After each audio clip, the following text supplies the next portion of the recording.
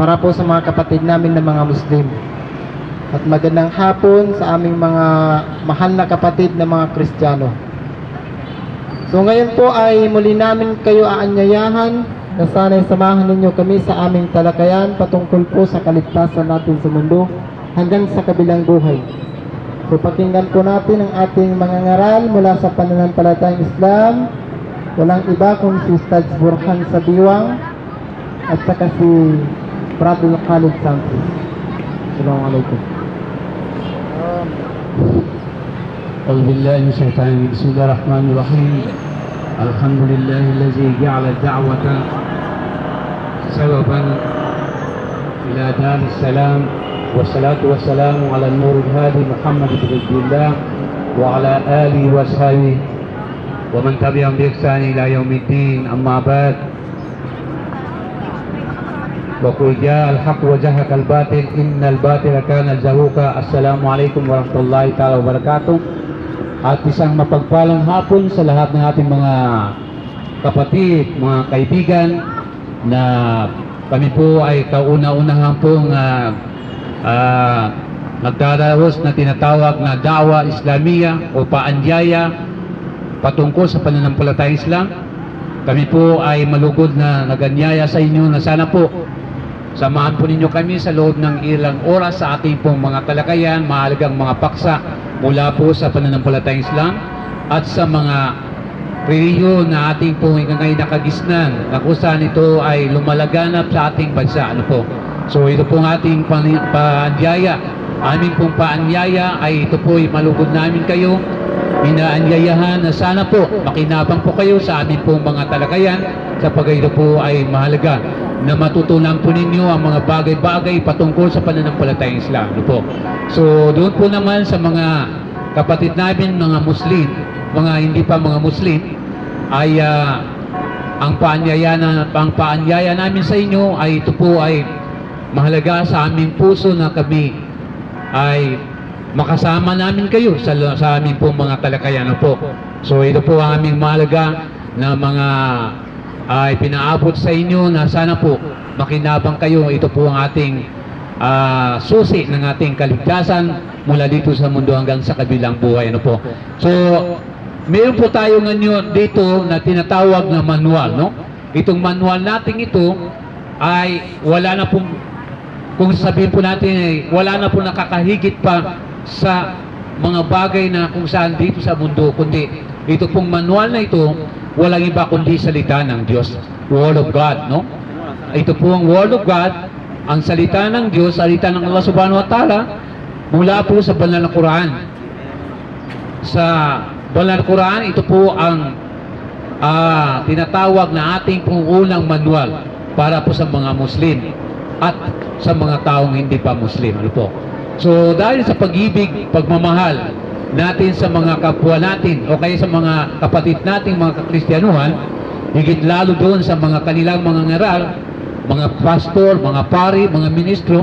So malugod namin kayo na sana po makisama po kayo sa aming pong mga talakayan, kasi ito po ang pangalawang manual natin, yung tinatawag na Biblia o kaya Bible.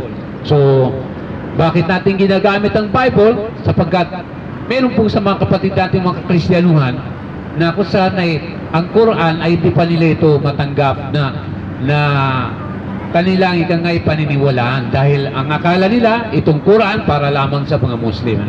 In fact, ang Quran is universal message of Allah Subhanahu wa Ta'ala to all mankind.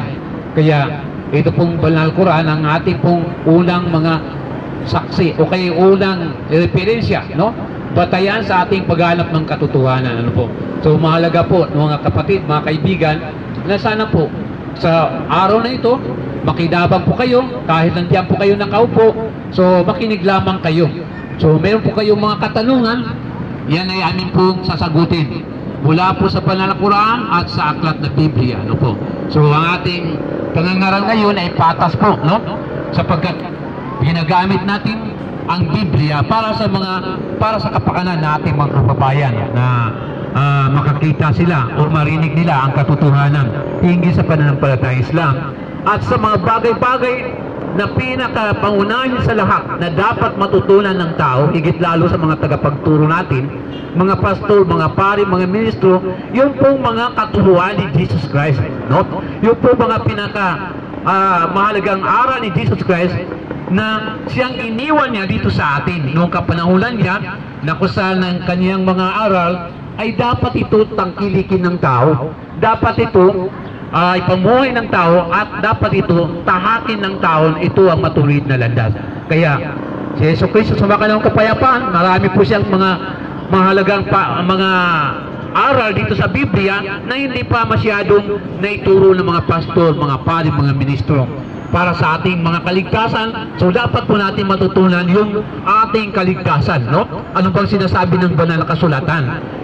Kasi ang banal na kasulatan siya po ang sasaksi sa lahat ng bagay na wala na pong nakakahigit pa sa salita ng Panginoong Diyos, kundi ang mga bagay na ito ay ito po ang salita ng Panginoong Diyos, no?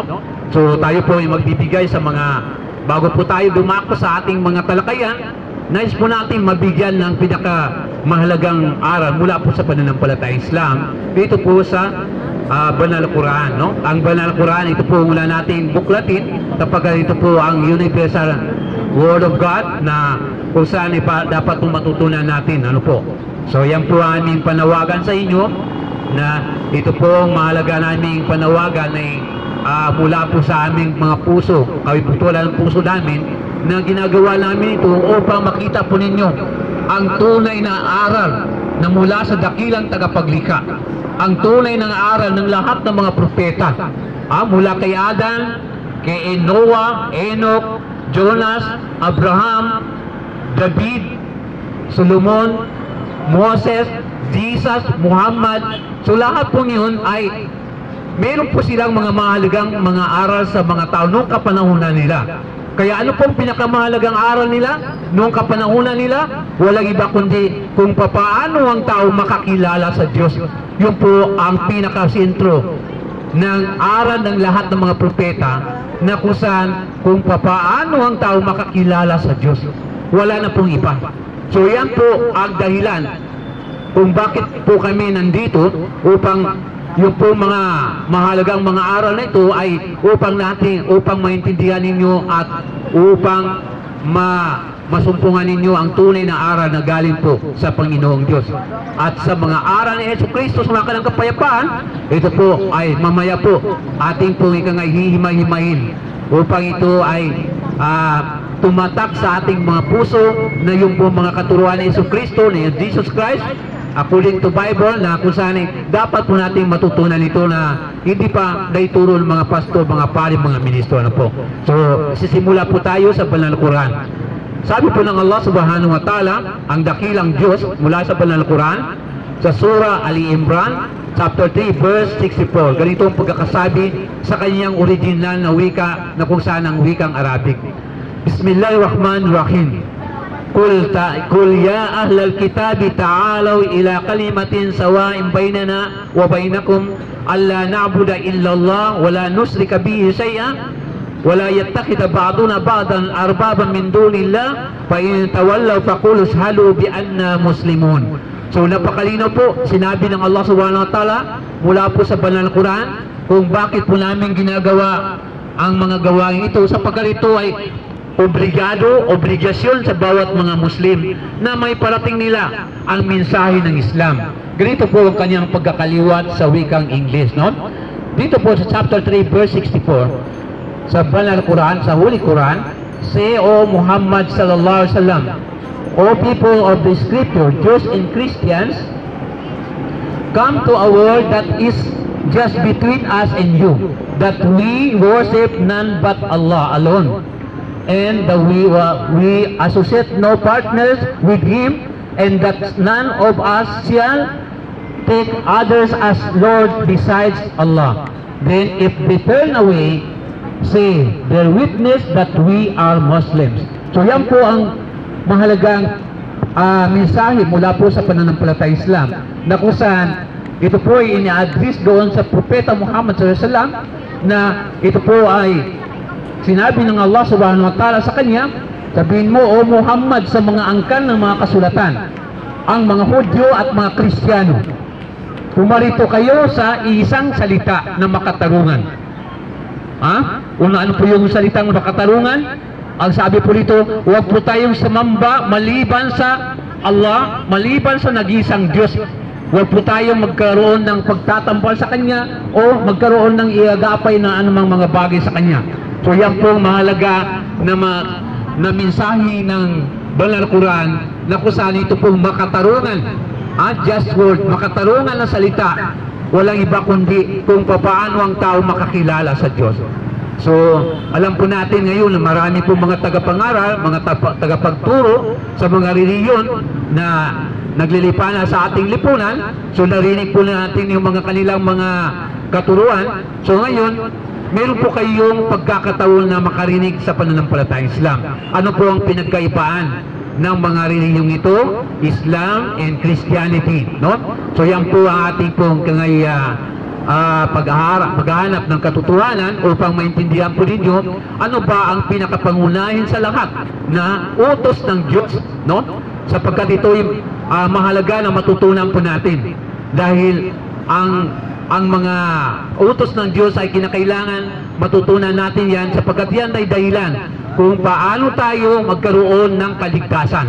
So yan po ang mahalagang mensahe ng pananampalatayang Islam na tayo ay magkakasama sa larangan ng pagkilala o kaya pagtahak sa matuwid na landas upang tayo magkaroon ng buhay na walang hanggan, eternal life, na kung saan ito ay dapat natin matutunan po. So ngayon, natapos po natin yung mga mahalagang aral mula po sa pananampalatayang Islam, ay ito po ay nakasulat sa Banal Quran.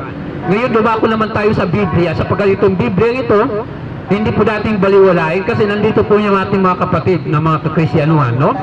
Ang Biblia ito po ang Biblia na kung saan ay pinaniwalaan na ating mga kapabayan, no? Ito ang Bible na ito, Good News Bible, no po, no? Itong Good News Bible ay naglalaman ito na tinatawag na 73 books at mayroon naman po na 66 books. Ngayon babasahin po natin ano bang nakasulat doon na mahalagang aral ni Jesucristo sumakal ng kapayapaan. So basahin po natin dito sa Biblia na ito po mahalaga na matutunan po ng ating mga kababayan na naghahanap ng katotohanan. So ito po, no? Mahalaga po na matutunan po natin ito, mga kaibigan, na patuloy po kayo sumusubaybay sa ating mga talakayan. Ito po ay mahalaga na matutunan po ninyo ang mga katuruan ni Jesucristo sumakal ng kapayapaan. Ganito po ang pagkakasabi sa aklat na Biblia na inyo pong pinaniwalaan na Word of God, no? So ito po, basahin po natin. Dito po sa talatang ito ay mahalaga na matutunan ng mga tao ang mga aral ni Jesucristo, at ang aral ni Jesucristo ay siya yung daan ng tinatawag na kaligtasan ng tao, na po. So yan ang ating babasahin ngayon sa John chapter 14 verse 6. Ganito po ang pagkakasabi. John chapter 14 verse 6, ganito ang pagkakasabi, no? Jesus answered him, I am the way, the truth, and the life. No one goes to the Father except by me. So ito po napakalinaw, sinasabi po dito sa John chapter 14 verse 6 na malinaw po doon na kung itatagalo po natin sa Juan 14 talatang 6, sinabi po ni Jesucristo sumakal ng kapayapaan, ang sabi niya, ako ang daan at ang katotohanan at ang buhay. Walang makakarating sa Ama kundi sa pamamagitan ko. So, ang propeta Jesus Christ o si Jesucristo sumakal ng kapayapaan, siya po ang tinatawag na great prophet of God doon sa lahi lamang ng Israel, na kung saan Jesucristo ang siyang huling propeta ng Diyos doon sa lahi lamang ng Israel. Ano po ibig sabihin ng sinasabi ni Jesucristo? I am the way and the truth and the life. Sabi niya, ako ang katotohanan at ang buhay. At ako ang katotohanan, ako ang daan at katotohanan at ang buhay. Walang makakarating sa Ama kundi sa pamamagitan ko. So lahat po ng mga propeta, mula kay Adam, Noah, Jonas, Abraham, Solomon, David, Moses, Hesus Kristo, lahat po yun ay daan ng katotohanan. Ibig sabihin, sila po ang daan ng katotohanan dahil sila yung mga taga-mensahero. Mensahero ng Diyos na kung saan iparating sa mga tao ang mensahe na yun. Hindi lamang kay Hesus Kristo ang particular sa Kanya, yung tinatawag na daan ng katotohanan, kundi lahat po ng propeta na sila po ay daan ng katotohanan. No? So, sila po yung mga mensahero ng Diyos, sila po yung mga sugo ng Diyos. So, ang gawain po nila ay iparating sa mga tao yung pong mga mahalagang aral na galing sa Diyos. Ano po yung mahalagang aral ni Hesus Kristo? Na kung saan dapat po natin ito matutunan. Lalo na sa mga ating mga kapatid, mga tagapagturo ng Biblia, mga pastor, mga pari, mga ministro. So, alam natin ito na madalas nila ginagamit itong talata na ito. Madalas nila ginagamit ang bersikulo na ito. Na kung saan na ang sinasabi nila ay maniwala lamang Hesus Kristo na siya ang katubusan ng ating kaluluwa o ating buhay. So ipinapaliwanag po nila itong mga bagay nito. Pero kung titignan po natin ang mga mensahe ni Hesus Kristo, ay wala po siyang itinasabi na kung saan ay siya lamang particular sa Kanya, kundi ang paniniwala ng tao sa Kanya ay kinakailangan maniwala sa Kanya ang mga tao. Dahil bakit? Dahil siya po ang sugo ng Diyos. Wala po tayong pagtangi-tangi ng mga propeta o mga sugo ng Diyos, sapagkat lahat ng yun ay sinugo sila ng Diyos. Kaya sa panahon ni Hesus Kristo, panahon ni Hesus Kristo, ni Jesus Christ, ay siya po ay mensahero ng Diyos doon lamang sa lahi ng Israel. So, yan po ang pinakamahalagang aral ni Hesus Kristo. Walang makakarating sa Ama kundi sa pamamagitan niya. O nung kapanahon niya, kapanahonan ni Hesus Kristo, marami siyang mga tagasunod, o yung mga tao na naniwala sa Kanya, o yung mga tao na hindi naniwala sa Kanya. Kung hindi naniwala ang mga tao sa Kanya, sabi ni Hesus Kristo, hindi siya makakarating sa Ama kundi sa pamamagitan niya. Dahil sa pamamagitan ni Hesus Kristo, lahat ng mga propeta sa pamamagitan nila ay kung hindi tayo binigyan ng tinatawag na guidance mula sa kanila, paano nakarating sa atin ang mensahe ng Diyos? Tignan niyo. Kung hindi sila kinasihan na galing sa Diyos, hindi sila hinirang ng Diyos, paano po tayo makasumpong ng katotohanan? So, yung pong pagkasumpong natin ng katotohanan sa pamamagitan nila, ay makakarating tayo doon sa Diyos. Kaya mayroon pong gumagamit ng talatang ito, ay talagang iba pong kanilang kapahulugan o nagpagbibigay ng kahulugan, yan po, kinakailangan po pag-aaralan po natin. Ito ay napakalinaw na sinabi ng Hesus Kristo, walang makakarating sa Ama kundi sa pamamagitan niya. So, tama naman. Noong panahon ni Hesus Kristo, ni Jesus Christ, panahon niya na siya ay bilang namuno sa lahi ng Israel, ipinangaral niya ang magandang balita doon sa lahi ng Israel. Kung ang mga tao na yun ay hindi nakikinig sa Kanya, hindi makakarating sa Ama. Hindi sila makarating. Ibig sabihin, hindi sila magkaroon ng katiwasayan na makilala nila ang Diyos. Dahil dito, sa kanyang mga katuruan, kinakailangan ng tao sumunod sa kanyang mga aral. No? Kinakailangan sumunod ang mga tao sa mga aral ng lahat ng mga propeta. Ngayon, dadagdagan pa natin sa iba pong mga talata ng Biblia na kung saan dapat po matutunan ng tao. Ganito po ang pagkakasabi, mga kaibigan, mga kapatid, na dapat po ninyong matutunan, no? Nung sinasabi ni Hesus Kristo na yung mga makatotohanan na yun, siya ang daan ng katotohanan, ay walang makakarating sa Ama, kundi sa pamamagitan niya, binigyan din niya sa mga iba pang mga talata ng Biblia. Ganito mo pagkakasabi. Basahin natin mulit ang Biblia, ano po? Sapagkat ito'y mahalaga na matutunan ng mga tao, ano po? So mahalaga po ito, no? Basahin po natin muli ang Biblia. Ano po nakasulat dito? Na kung saan binigyan din niya na yung pong mga tao na yun na nakikinig sa kanyang salita, no? Ay anong mangyayari sa kanila? So basahin po natin dito po sa John chapter 8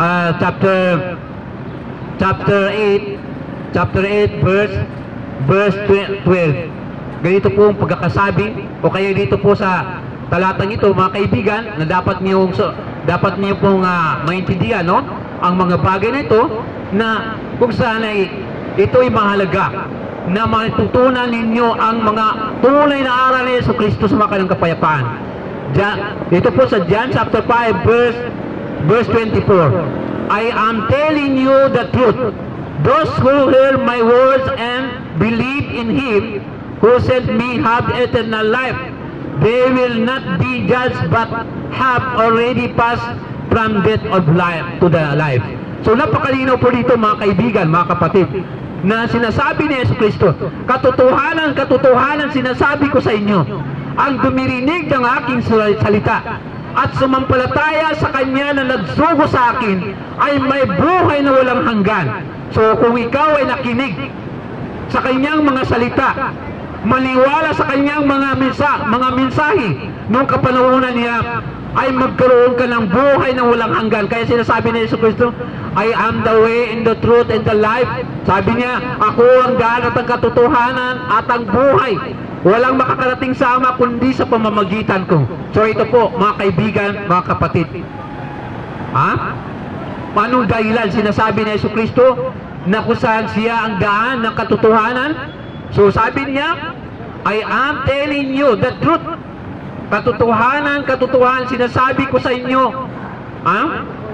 Those who hear my words and they believe in Him, sabi niya, kung sino man ang makinig sa aking salita at sumampalataya sa Kanya, maniwala sa Kanya na nagsugo sa akin ay may buhay na walang hanggan. So yan po ang napakalinaw na sinabi ni Yesu Kristo sa mga kanyang kapayapaan, na siya po ang daan ng katotohanan noong kapanahunan niya. So, mayroon bang nakinig sa Kanya? Pag-aampun natin, mayroon bang naniwala kay Yesu Kristo? Kasi marami po nagsasabi na sila ay naniwala kay Yesu Kristo. Iniibig nila si Kristo. Paano natin siya minamahal? Paano natin iniibig si Yesu Kristo? Paano natin pinaniwalaan si Yesu Kristo? Meron ba tayong pinaniwalaan sa Kanyang mga aral, sa Kanyang mga katuruan? So mamaya, pag-aampun natin yan, mga kaibigan, mga kapatid, dahil mahirap po na sinasabi po natin na marami tayong nababasa, Jesus is my Savior. So, sinasabi nila na si Yesu Kristo ay siyang aking tagapagligtas. So, paano ka maligtas si Kristo? Yun ang tanong, paano ka maliligtas si Kristo? Meron ba kayong ugnayan sa Kanya? Ano po yung ugnayan nun sa Kanya? Meron ka bang paniniwala sa Kanya? Sa Kanyang mga katuruan? So, mamaya, bibigyan natin ng kapaliwanagan ang mga mahalagang aral ni Yesu Kristo. Dahil maraming mga tao na sinasabi nila, makakristohanon. Kung makakristohanon ka, ipakita mo sa Kanya, ipakita mo na talagang ikaw ay kristohanon. You are the followers of Christ. Paano mo siya sinusunod na bilang followers of Christ? Sinusunod mo ba ang kanyang mga katuruan o kanyang mga aral? So mamaya, ito ay ating hihima-himain. Kaya ito po ang mahalagang aral na ito na dapat masumpungan ng ating mga kababayan, mga kapatid. Dahil ito ay mahalaga na matutunan nila. Itong mga kinikilala nila na kung saan Jesus is Savior, o paano makapagligtas si Kristo sa iyo? Tinanggap mo ba ang kanyang mga aral? O yung tinanggap ninyo ang kanyang pagkamatay sa krus? Mamaya, iibahin natin yan. Tatalakayin natin yan. Kasi mahalaga po na wala namang tinuturo si Yesu Kristo na maniwala ang tao sa kanyang sa kamatayan upang maligtas. Wala any single verse in the Bible na wala kang mababasa na maniwala kayo sa akin pagkamatay sa krus. Wala tayong mababasa, kundi sabi niya sa mga talatang ito, katotohanan sinasabi ko sa inyo, ang dumirinig ng aking salita at sumampalataya sa Kanya na nagsugo sa akin ay may buhay na walang hanggan. Ay hindi na siya papasok sa kamatayan, kundi papasok siya sa buhay na walang hanggan. So yan pong buhay na walang hanggan na hinaangad natin. Lahat tayo nag-aangad ng buhay na walang hanggan, eternal life. na kung saan ang mga tao lagi nila iniisip sa araw-araw. Araw-araw, tingnan niyo mga kapatid, mula na tayong pagkagising sa umaga hanggang sa pagkagabi, no? Tanong ko sa inyo, kayo ba ay bumabata? Habang tumatagal, bumabata ba tayo? O kaya, hindi ba ninyo nararamdaman sa paglipas ng mga oras, sa paglipas ng mga panahon, na tayo ay babalik sa dakilang tagapaglikha? Tayo ay babalik sa dakilang tagapaglikha. Ang final destination natin ay doon sa kabilang buhay. So, paano ka magkaroon ng buhay na walang hanggan na sinasabi ng Jesucristo? Alamin mo, kaibigan, kapatid, ang buhay na walang hanggan na sinasabi ni Jesucristo sa mga kanyang kapayapaan, bigyan natin ng tinatawag na kapaliwanagan doon sa iba pang mga talata ng Biblia. Upang ang tao magkaroon ng buhay na walang hanggan, ano ang pinakamahalaga? Sabi ni Jesucristo, katotohanan, katotohanan ng dumirinig ng aking salita at sumampalataya sa Kanya na nagsugo sa akin ay may buhay na walang hanggan. Eternal life. Ano ibig sabihin yun? Lahat tayo nagangad ng buhay ng walang hanggan. Ha? Sino bang nagangad ng buhay ng walang hanggan? Sino bang nagangad ng buhay ng walang hanggan dito sa atin? Dito sa ating mga tagapakinig. Sino nagangad ng buhay ng walang hanggan? Eternal life. Sino? Magtaas ng kamay. Dahil ito ang mahalaga. Sino? Magtaas ng kamay. Kung hindi kayo magangad ng buhay ng walang hanggan, ang hinangad nyo doon sa dagat-datang apoy, so ngayon, pipili kayo buhay na walang hanggan o doon sa dagat-dagatang apoy. Magtaas ng kamay. Ngayon lahat, walang nakataas, gusto nila doon sa dagat-dagatang apoy. So napakalungkot, no? Ngayon, if you are a follower of Christ, kung ikaw ay tagasunod ni Jesucristo, makinig ka, pakinggan mo siya. Anong kanyang aral? Bibigyan natin ng kapaliwanagan po. So, ang pinakamahalagang aral na ito ay aral ng lahat ng mga propeta, na kung sa yung mga propeta ay yan din ang kanilang tinuturo kung paano ang tao makakilala sa Diyos. Ngayon, bibigyan po natin ng kasagutan doon sa iba pong mga talata ng Biblia na sinasabi ni Jesucristo yung sino ang makinig doon sa kanyang mga salita, so magkaroon siya ng buhay na walang bigyan natin ng kapalinawagan po. So ito po, no? Basahin po natin mga kaibigan ang mga mahalagang aral ni Jesucristo, sumakanawang kapayapaan. Dito po, no? Kaya marami po mga tagapagturo na hindi nila masyado binibigyan ng malawakang tinatawag na kapahayagan o pagpapaliwanag sa mga bagay na yun, no? So ito po, basahin po natin ang mga talatang ito, no? Sa John chapter 17 verse 3, ganito mo ang pagkakasabi. And eternal life means to know you, the only true God, and to know Jesus Christ, whom you sent. So napakalinaw dito po sa talatang ito, John chapter 17 verse 3, sabi po dito, at ito ang buhay na walang hanggan, na ikaw ay makilala nila ng isang tunay na Diyos, sa makatwibaga ako ang iyong isinugo. So this is very crystal clear that Jesus is a messenger of God. So bakit isinugo ng Diyos si Jesucristo? Bakit isinugo ng Diyos ang lahat ng mga propeta? Upang sila ay mag-akay sa matuwid na landas. Liyukhrijuhum minaz-zulumati ila an-nur, upang sila ay maahon mula sa kadiliman patungo sa liwanag. Kaya yung mga tao wala sa kaalaman, hindi nila alam ang mga bagay na kung saan ay ito makapagliligtas sa kanila, ay doon pa sila sa kadiliman, madilim. Ang walang kapanampalataya, kawalan ng kapanampalataya ay ang katumbas niya ay kadiliman. Paano mo makita ang liwanag na walang nagtuturo sa iyo? Ang liwanag, siya po ang katotohanan. Kadiliman, yan po ang kawalan ng kapanampalataya. Ngayon, mga kaibigan, sinasabi ni Jesucristo, ito ang buhay na walang hanggan, na makilala kanila na nag-iisang tunay na Diyos, sa makatuwid baga ako ang iyong sinugo. Ngayon si Jesucristo, no doubt, Itinuturo niya na it is only one God. Itinuturo niya na isa lamang ang Diyos.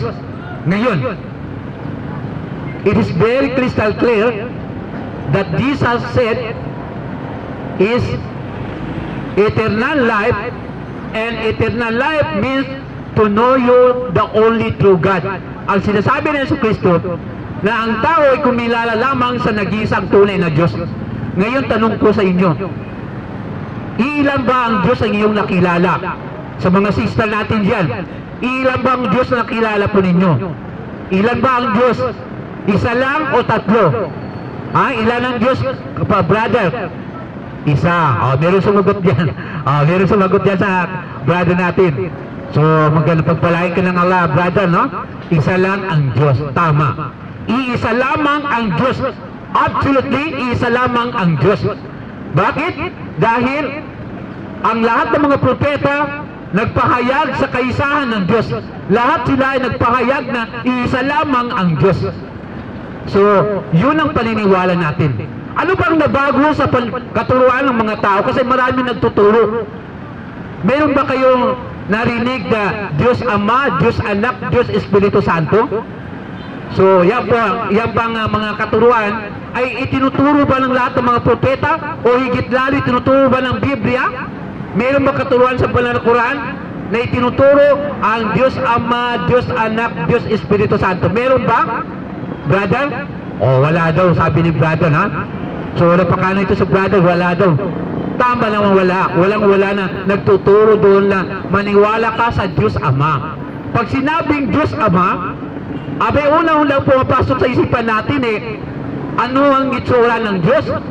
Matanda na ba? Kasi sinasabi Ama. Pag sinabi Ama, ay matanda na o kaya may edad na, no?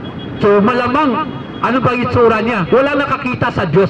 Kaya po paano nalalaman ng mga tao na ang Ama ay, ang Diyos ay Diyos Ama? So ito po, pag-aaralan po natin mga kaibigan, mga kapatid.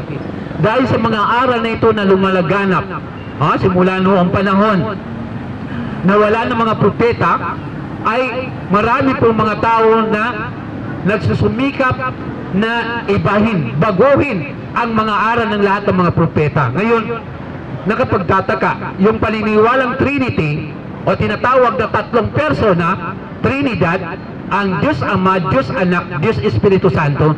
So hindi po ito katuruan ng Biblia. Lalong hindi katuruan ni Jesucristo sa makalang kapayapaan. Lahat ng mga propeta, wala po nagturo ng ganun. Kaya wag po tayong mababalisa, wag po tayong pabaya sa ating mga sarili na kung saan, ano ba ang ating nakagisnan na reliyon o kaya itinuturo sa atin? Yung bang tatlo na Diyos o isang Diyos? So yan po, bibigyan po natin. Yung Diyos Ama na sinasabi po niyan, yan ay hindi po katawagan sa Panginoon Diyos. Yan po ay angkop sa tao. Yan ay angkop sa tao na katawagan sa isang tao. Ang Diyos ay hindi po maaaring iangkop natin sa Kanya ang mga bagay na hindi angkop sa Kanya. Hindi natin maaaring iakma natin ang mga bagay na hindi akma sa Kanya. Yan po ay katawagan sa isang tao na Diyos. Yung Ama na yan, ito ay katawagan sa isang tao, hindi po katawagan sa Diyos yan. Pangalawa, Diyos Anak. Dito naman tayo. Meron ba na Diyos na bata? Kaibigan, kapatid, meron bang Diyos na bata? Sino nagtayo? Sino bang meron bang Diyos na bata? Meron bang Diyos na bata? Wala pong Diyos na bata. Kasi ang lahat ng kapangahayagan ng Diyos, siya po ay nakita po natin yan na walang sinasabi ng Diyos na meron ng Diyos na bata o may Diyos na anak. Kaya ito, dapat natin matutunan ano po ang sinasabi ng mga banal na kasulatan. Sa mga bagay na ito, huwag po tayong pabaya sa ating mga sarili na masumpungan natin ang katotohanan. Dahil yan po ang Diyos Anak, Diyos Espiritu Santo, itong tatlo na ito, tatlong persona, ito ay kumukontra sa lahat ng aral ng mga propeta. ano sinasabi ng Banal Quran. Basahin natin ang Banal Quran kung ano ba ang katuluan ng Panginoong Diyos, ang Allah subhanahu wa ta'ala, hinggil po sa tinatawag na Trinity, no? Basahin po natin ang Banal Quran para ito ay makita po ninyo ang mga katotohanan. Ano po? So yan po ang ating basahin ngayon, na ang Banal Quran ay siya pong nagbibigay ng itong pangunahin sa mga referensya natin sa araw na ito. Walang iba kundi ang Banal Quran. Ito po, basahin po natin ang Banal Quran. Ano po yung sinasabi po nito ng Banal Quran? So napakalinaw po, no? Hinggil po sa tinatawag na Trinity o tatlong persona. Ano po? So basahin po natin ang Banal Quran. Dito po sa chapter 4 verse 171. Bismillahirrahmanirrahim. Ya ahlal kitab, la taglu fi dinikum wa la taqulu ala Allahi illa al-haq. Innamal Masih Isa ibn Maryam Rasulullah wa kalimatuhu alqaha ila Maryam wa ruhun minhu. Fa'aminu billahi wa rusulihi wa la taqulu salasatun intahu khairan lakum. Innamallahu ilahun wahidun subhanahu wa ayyakuna lahu walad lahu ma fis samawati wa ma fil ard wa kafa billahi wakila. So yan po sinasabi, ito po iliwat natin sa wikang Tagalog upang maintindihan po ninyo mga kaibigan, no? Ito pong napakahalaga na maintindihan ninyo ang sinasabi po dito po sa aklat na ito na Banal Quran. So ito po basahin po natin sa Tagalog upang maintindihan po ninyo ano ang nakasaad sa Banal Quran patungkol sa Trinity o paniniwala sa tatlong persona. Ano po? So ito po mahalaga na matutunan ninyo mga kaibigan. So ito po ang pagkakasabi sa Banal Quran na patungkol po doon sa tinatawag na Trinity, no? Ang Trinity. Ganito po mga kaibigan. Basahin po natin. Ang sabi po ng Allah subhanahu wa ta'ala dito sa kanyang kapahayagan o sa kanyang malapit sa kahulugan. Sa Kapitulo 4 talatang 161, ganito ang pagkakasabi. O ang kanang kasulatan, mga Hudyo at Kristiyano, huwag kayong magmamalabis sa hangganan ng pananampalataya at huwag din kayong magsabi ng tungkol kay Allah maliban sa katotohanan. Ang Mesiyas na si Jesus, ang anak ni Maria, ay hindi higit pa sa isang sugo ni Allah at kanyang salita. Mangyari nga at ito ay magaganap na kanyang iginawad kay Maria at isang roh o espiritu na kanyang nilikha. Alalawbaga ang kaluluwa ni Jesus ay nilikha ni Allah. Nilikha ni Allah ang kaluluwa ni Jesucristo. Sa makatuwid siya ay kanyang alipin at si Allah at ang espiritu ay hindi magkapantay o magkatulad. So binigyan din ng Allah subhanahu wa ta'ala sa Banal Quran, si Jesucristo siya ay nilikha ng Allah subhanahu wa ta'ala. Yung kanyang kaluluwa ay galing sa Diyos. Ang kanyang buhay, ang binigyan siya ng buhay, kagaya din sa atin, ay galing sa Diyos ang buhay natin.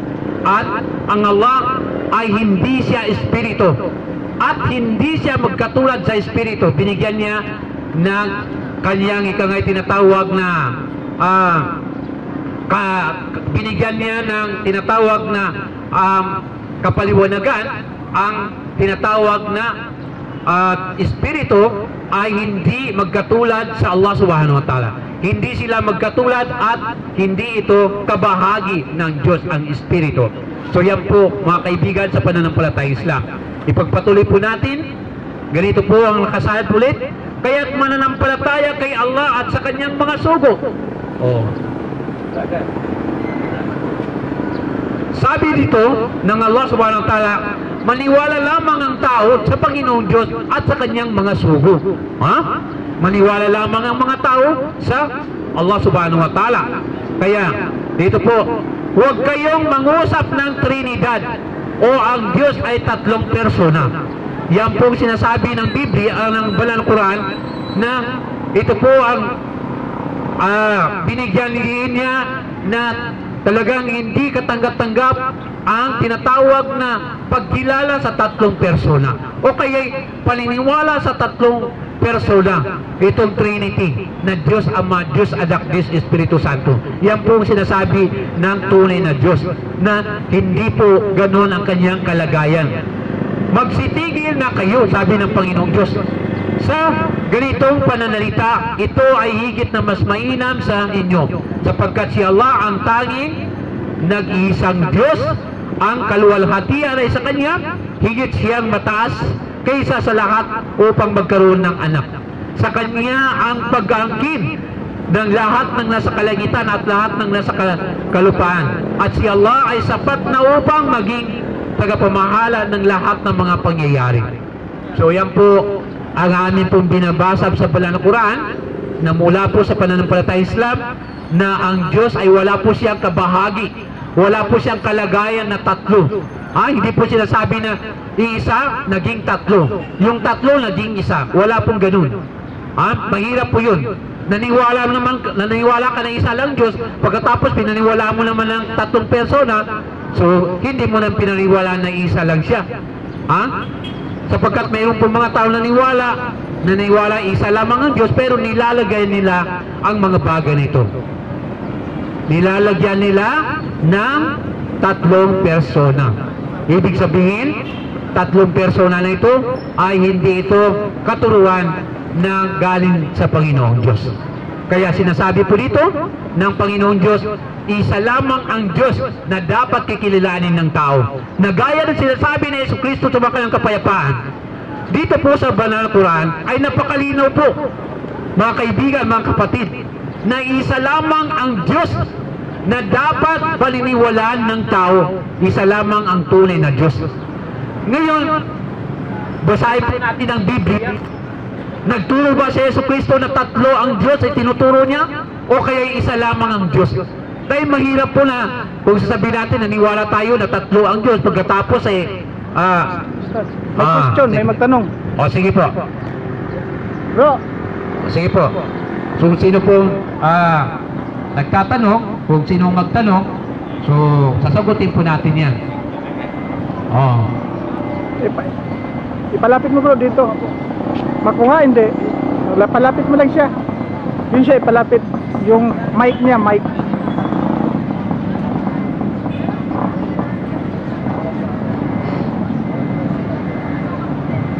Ilapit lang ko nun. Mic.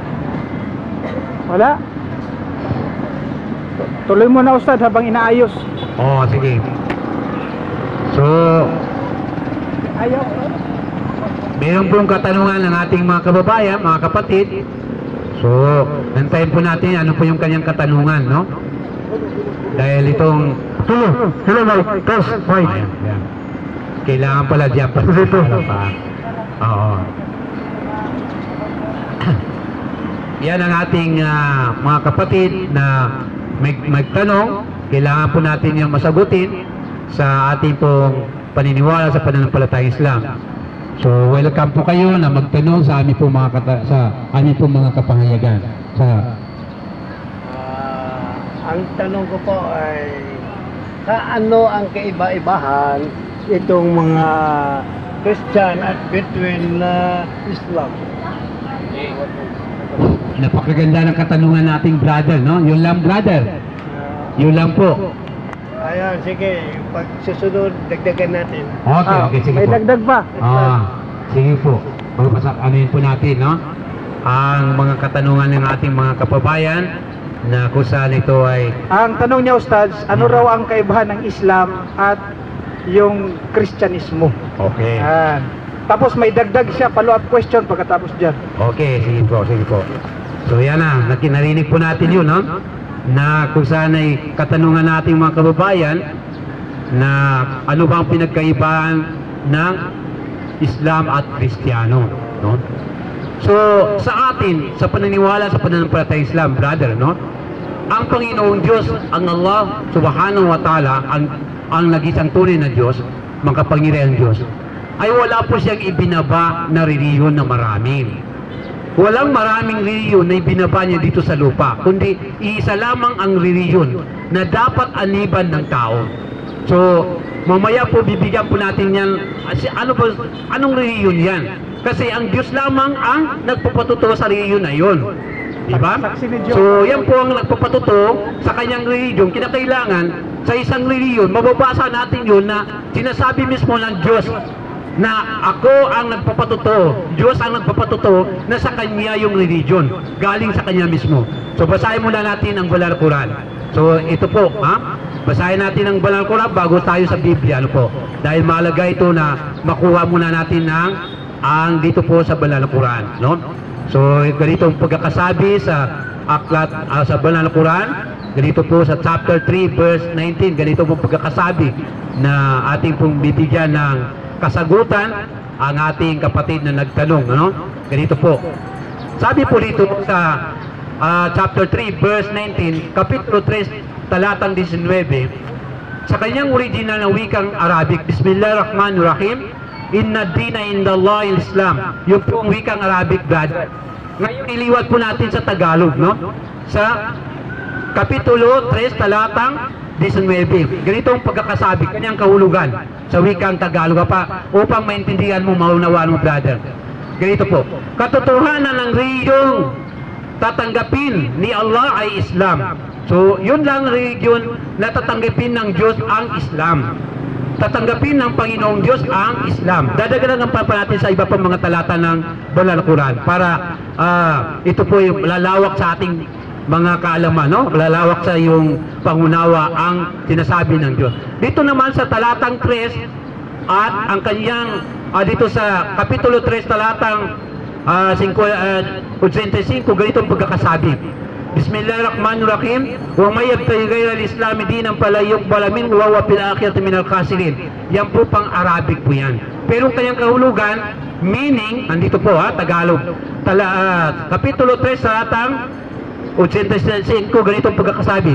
At sino man ang maghanap ng ibang reliyon maliban sa Islam, ay tunay na hindi tatanggapin sa kanya. Tunay na hindi tatanggapin sa kanya at sa kabilang buhay, siya ay isa sa mga talunan. So, sino man ang naghahanap ng reliyon bukod sa Islam, sinasabi mismo ng Diyos na lumikha ng langit at lupa, nagbigay ng buhay sa atin, lumikha ng lahat ng bagay na ito, nagpatotoo ang Diyos ay ang kaligtasan lamang ng tao ay sa Islam. Ngayon, natapos po natin sa Banal na Quran. Bagamat itong Banal na Quran, narinig po ninyo, ay ito po hindi pa ninyo masyadong natanggap na ito ay para sa inyo, kasapagkat ang mga Kristiyano, sabi nila para lang sa mga Muslim. In fact, ang Quran, mensahe niya ay para sa lahat ng sangkatauhan. Ngayon, ang sabi po dito, sinabi ng Panginoong Diyos na dupatotoo na isa lamang ang reliyon na dapat aniban ng tao, isa lamang kaligtasan. Ngayon, ang problema sa inyo pong paniniwala na ang Islam, ito po Arabic word. Salitang Arabic, ang Islam ay Arabic na salita. Ang kanyang kahulugan, ibig sabihin ng kahulugan niya, kanyang meaning, ito ay may 4 na kahulugan. Pagsunod, pagtupad, pagganap, pagtalima, pagsuko sa kalooban ng Diyos.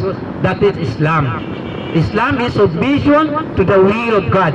So yun ang kanyang kahulugan. Ngayon, kung ikaw ay naniwala sa Diyos, kinakailangan sumunod ka sa kanyang mga kautusan, tumupad ka sa kanyang mga kautusan, tumupad ka sa mga tuntunin, tumupad ka at gumanap ka sa lahat ng mga bagay. Ngayon po, kaibigan o brother na nagtanong, dito ba'y nakasulat po sa Banal na Quran? Ngayon, sa Biblia naman tayo. Meron ba tayong mababasa? Meron ba tayong mababasa sa Biblia? Itong Biblia, this is Bible. Bible. This is Bible. Good News Bible.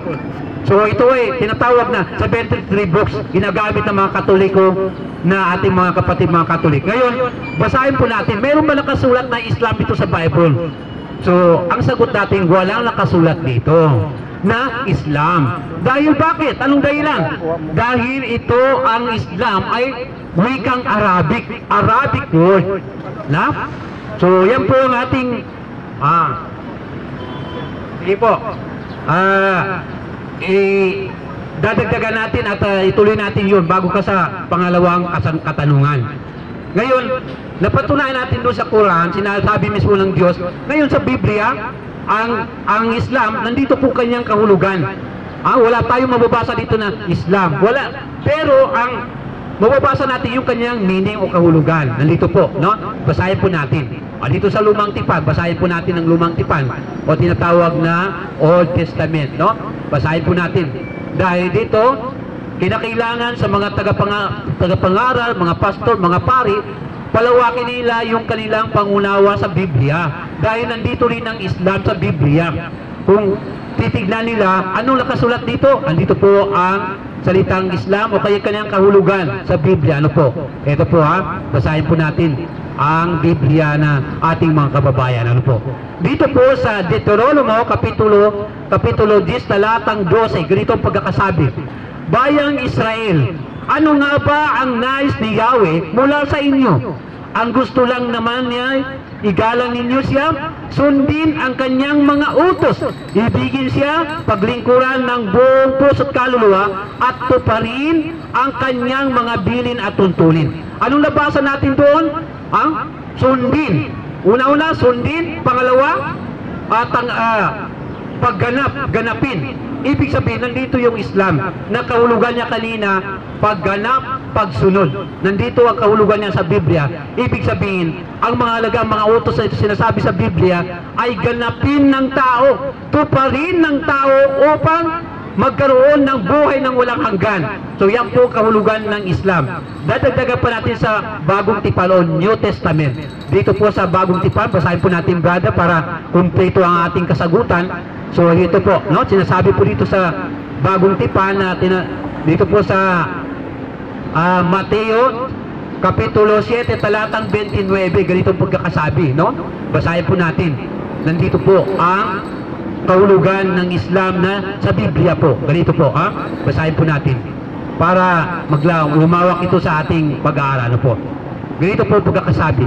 Sa Matthew chapter 7 verse 21 o kaya Kapitulo 7 talatang 21, hindi lahat ng tumatawag sa akin Panginoon, Panginoon ay papasok sa kaharian ng langit, kundi ang mga tao lamang na sumusunod sa kalooban ng aking Ama.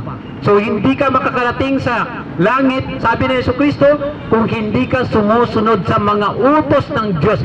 Ibig sabihin, kinakailangan sumunod, pagsunod, pagtupad, pagganap sa mga kautusan ng Diyos. Ito po ang sinasabi ni Jesucristo. So yan po ang ating mga kasagutan, brother. Ano pong another question mo? Ito ang sinasabi mo sa Diyos. Lapit bro, ipalapit. Opo. Ilapit mo sa ano? Ito bang sinasabi mo sa Diyos? Opo. Sabi mo, ito bang Israel ay Islam? So, Ito bang Israel ay Islam? okay, magandang sa katanungan niya, no? Alam po ba yung brother, sa panahon ni Moses, kaya po sila dyan nagsimula ang lahat ng marami mga propeta. Mula sa angkan ni Abraham hanggang sa dumating ng tinatawag na 12 angkan ng Israel. So si Moses, Jesucristo, so yan po, nung kapanahonan lahat ng mga propeta ay sila po ay mga Muslim at mga Islam. Islam ang kanilang religion. So ang mga Israel, sa panahon ni Moses, mayroon po mga Israel o mga tinatawag ng mga Hudyo na sila ay mga matitigas ang ulo, meron na mga hindi sumusunod sa utos ng Diyos, meron na tinatawag ng mga palasuwain sa Diyos, sila ay mga masuwain. So hindi natin maibibilang na sila ay kaanib sa Islam. Kung sila ay sumusunod sa mga aral ni Moses, aral ng lahat ng mga propeta, ay ito totally sinusunod nila ang aral ng Islam. Kasi ang Islam ay ang pagsunod, pagganap, pagtalima, pagsuko sa kalooban ng Diyos. So yun po ang ating kasagutan. Kinakailangan, mayroon pong covenant ng God sa kanila na huwag nilang labagin ang covenant ng God. Ano yung covenant ng God? Na doon sa lahi ng Israel, kinakailangan matupad nila yun na pangako ng Diyos sa kanila, no?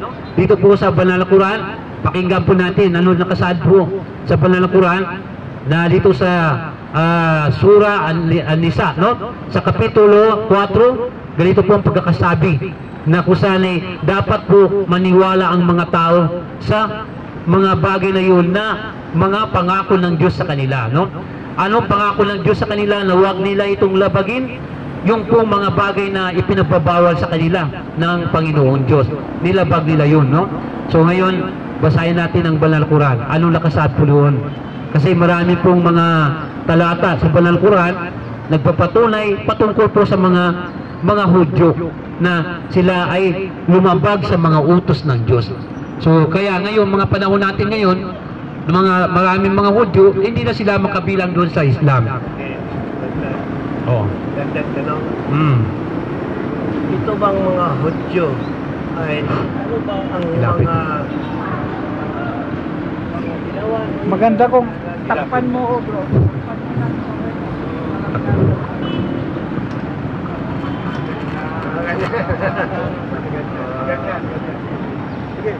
Ano ba ang mga kasalanan ng mga Hudyo ay bakit sila ay tinawid ng Panginoon ni Allah? Ano bang kasalanan nila? Bakit sila ay tinatawag na matigas ng ulo? Itong mga Hudyo o itong mga Israel.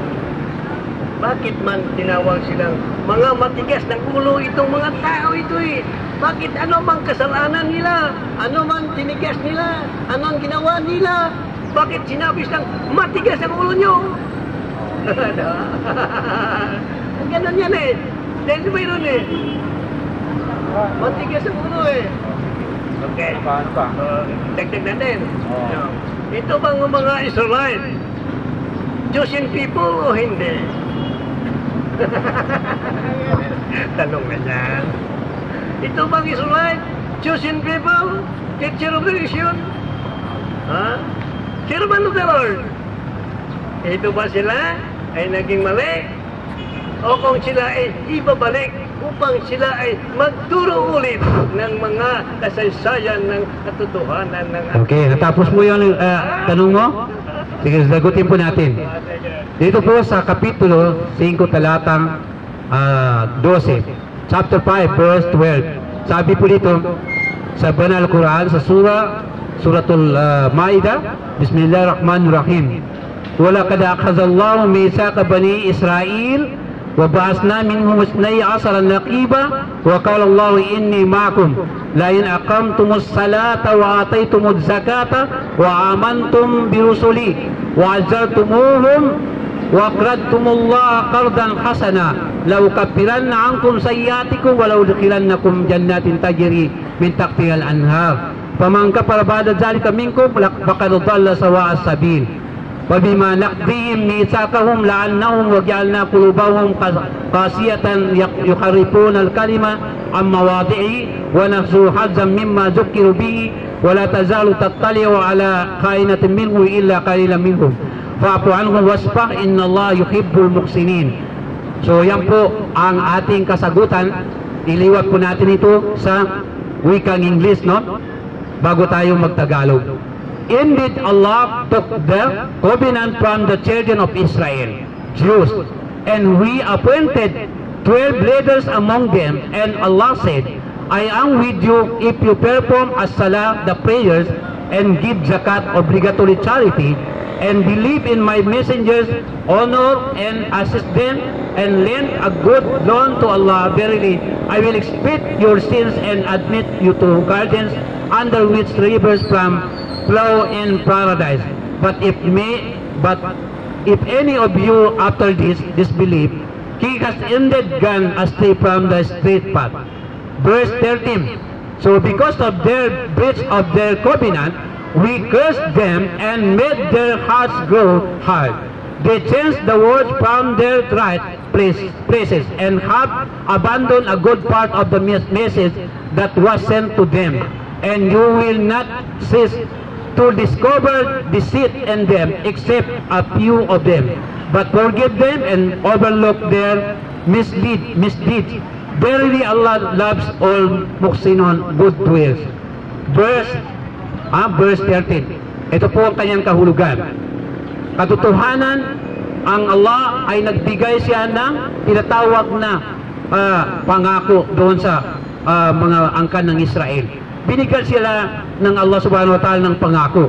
Inampod na doon sa 12 na yung angkan ng Israel, na ang pangako ng Allah sa kanila o kaya covenant sa kanila ay itataguyod nila ang pagdarasal. Itong pagdarasal at pagbibigay ng obligatory at maniwala sila sa mga messenger o mga sugo ng Diyos. Ano ang ginawa ng mga ganung kapanahunan nila? Marami po silang nilabag sa Panginoong Diyos. Yung pagpatay nila sa mga propeta, yung pagsuway nila sa kautusan ng Diyos, so hindi nila paniniwala sa Panginoong Diyos. Sa panahon ni Moses, napakarami po mga panahon nung kaniyang mga kapanahunan na mga tao na tumalikod sa kanya na hindi naniwala sa kanya.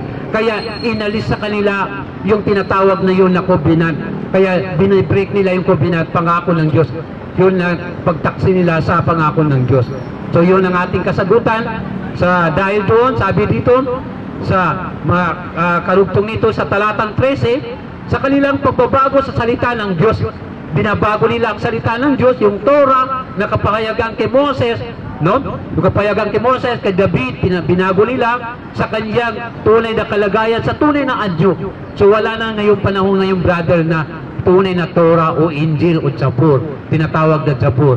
Dahil ito kabilang sa mga pagtaktaksin ng mga Israel noong kapanahonan nila na pagsuway nila sa mga propeta. Ano ba ang mga kasalanan ginawa ng Israel upang sila ay nakakasala?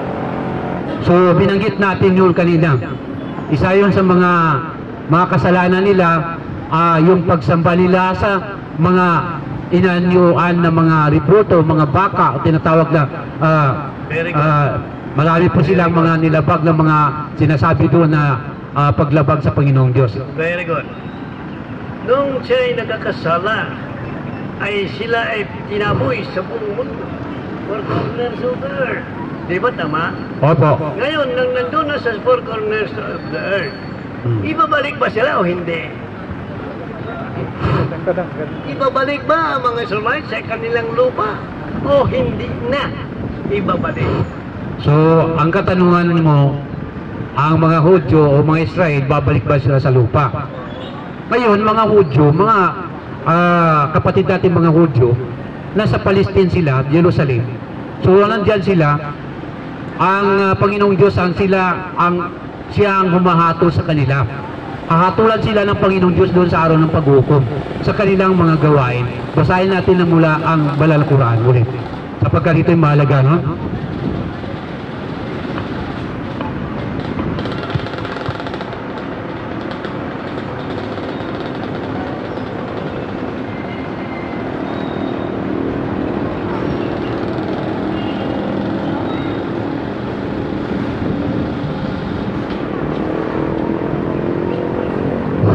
Dito po sa mga talatang ito, sa chapter 16 verse 124, Bismillahirrahmanirrahim, innama ju'ila as-sabtu 'ala alladhina ikhtalafu fi wa inna rabbaka la yahkumu bainahum yawmal qiyamati fima kanu fi yakhtalifun. Dito po sa talatang ito, maging doon sa batas ng Diyos sa kanila na kusan yung araw ng kanilang pamamahinga, araw ng kanilang tinatawag na pagpapahulay, no, kanilang pamamahinga, ay nilabag nila yun. Sabi dito, the Sabbath was only prescribed for those who differed concerning it Friday. So ito po, para sa kanila ito, ngunit ito po ay nagkaroon sila ng tinatawag na pagsuway. Sabi po dito, and verily your Lord will judge between them on the day of resurrection about wherein they used to differ. So ang Panginoong Diyos ay magbibigay sa kanila ng kahatulan dahil doon sa kanilang mga pagtakwil, doon sa kanilang paglabag sa mga utos ng Diyos. So marami po mga utos na nilabag nila sa Panginoong Diyos.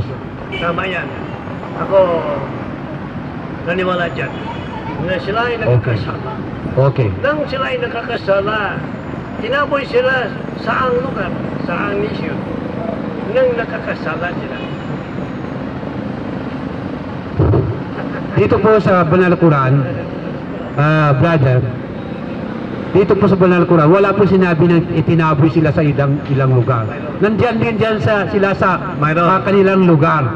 Pero sa araw ng paghukom, sila ay doon sila matatawag na matataboy sila. Oh, ano pong talata sa Biblia kung meron? Meron. Oh. Sila ay tinaboy doon sa Babylon.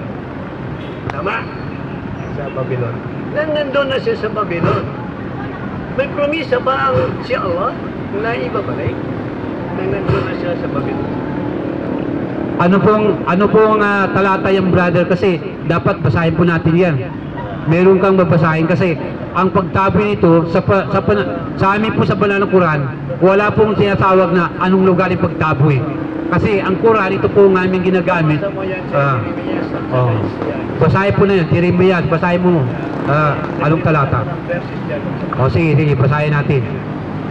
Nang nandun na siya sa Babylon, na nagkakasala na sila, sino man na nagkuha sa kanila doon upang pumunta sa ibang nation? Dahil nandun sila, 70 years sila doon eh. Kinuha sila. Sino ba yung king o sino ba yung mga hari ng nation upang sila kinuha doon sa Babylon? Upang dinala sila sa kanyang sariling lupa ng isang nation. Anong klaseng nation? Sinong nation yun? Nung within 70 years sila doon sa Babylon. Kinuha siya. Dinala siya sa kanilang lupa. At kinuha sila. Nang nandun si mga nation, bumalik sa kanilang sariling lupa na Israel. Hanggang ngayon nandun na. Nandiyan na sila eh. Nakatayo na sila ang Israel. Saan natin mababasa yan? Nasa Amos. Sabi niya, binunot ka at isiulit kita sa lupa nyo saan kayo nabunot at itatanim ka doon na hindi na mabubunot. Bunutin nyo yan ang Israelite. Ito mabubunot ba yan?